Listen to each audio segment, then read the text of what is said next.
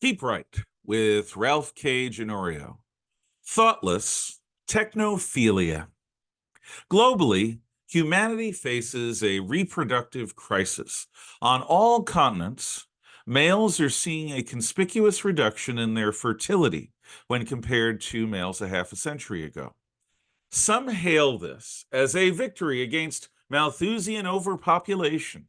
However, as we human beings did not make this happen, we cannot put a stop to it.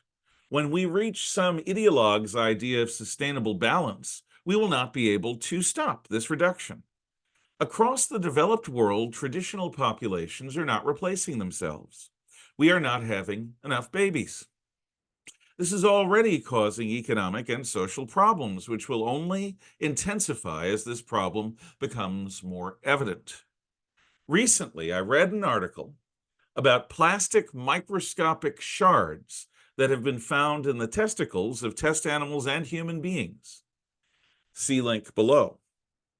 These tiny knives are a byproduct of solid plastics deteriorating.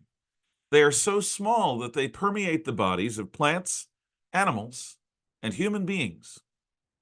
They might be utterly harmless, but having our bodies suffused by tiny plastic blades may not be good for us. We are just learning about such things. We have little long-term experimental data about them. Personally, as a scientist, I'm a great history teacher. What I mean by this is that science is absolutely not my field of expertise. It is clear, though, that our contemporary lifestyles are without precedent. Nowhere in the record of human history does any people live such an outlandish lifestyle as we do today in the West and in the developed world. One of the few close parallels to lifestyles like ours are those led by citizens, subjects, and slaves of the Pax Romana. Like us, they made themselves dependent on complex systems which they invented in order to maximize their ease and comfort. Romans used lead to solder pipes in their amazing water systems. From aqueducts to fountains to public toilets and sewers, leaden pipe joinings were everywhere. Amazingly, the use of lead helped spell their doom. We now know that lead poisoning leads to severe neurological disorders.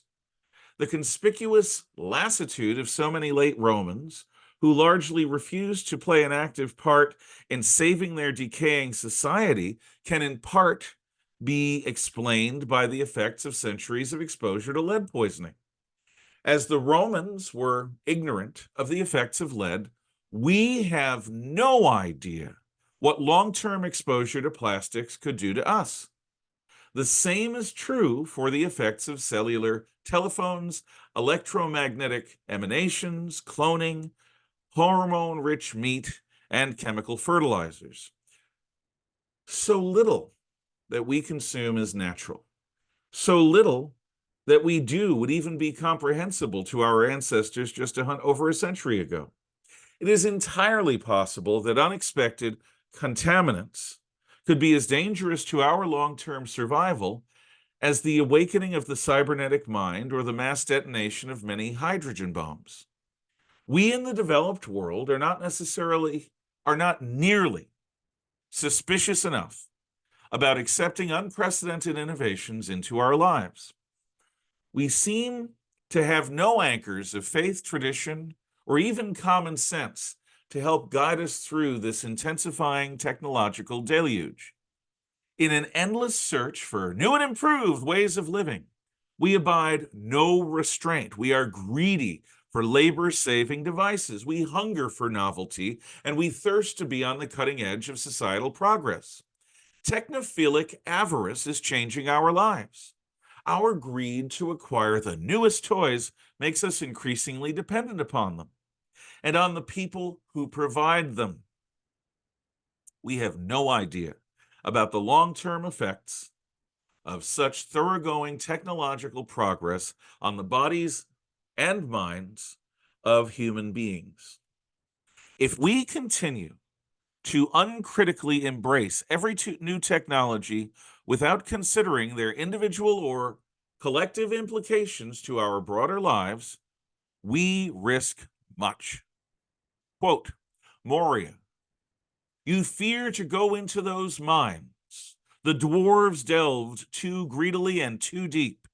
You know what they awoke in the darkness of Khazad-dûm: shadow and flame. J.R.R. Tolkien's The Fellowship of the Ring. The article is linked below.